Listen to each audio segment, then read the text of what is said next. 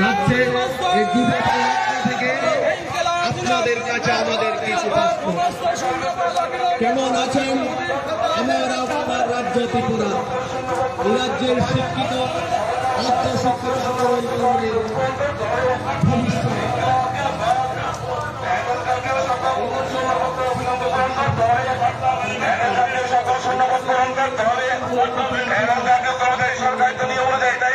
সমস্ত শূন্যপদ পূরণ করতে হবে। 10,000 পূর্ণ জাতীয় কর্মচারী স্থায়ীকরণ করতে হবে। 10 বছর পূর্ণ কর্মচারীদের স্থায়ীকরণ করতে হবে। আশা কর্মীদের মাসিক বেতন চালু করতে হবে। আশা কর্মীদের মাসিক বেতন চালু করতে হবে।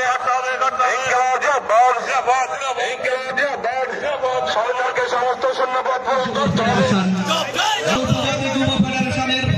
রাজ্যব্যাপী 3 দফা কর্মসূচি কর্মসংস্থানের দাবিতে আইনের শাসন পুনঃপ্রতিষ্ঠা করতে নেশার বিরুদ্ধে রাজ্যব্যাপী গণ আন্দোলন করতে গোটা রাজ্যের বন্যার থেকে শুরু হয়েছে আমাদের এই পদযাত্রা। বর্বর হয়ে পদযাত্রা থেকে আপনাদের কাছে আমাদের কিছু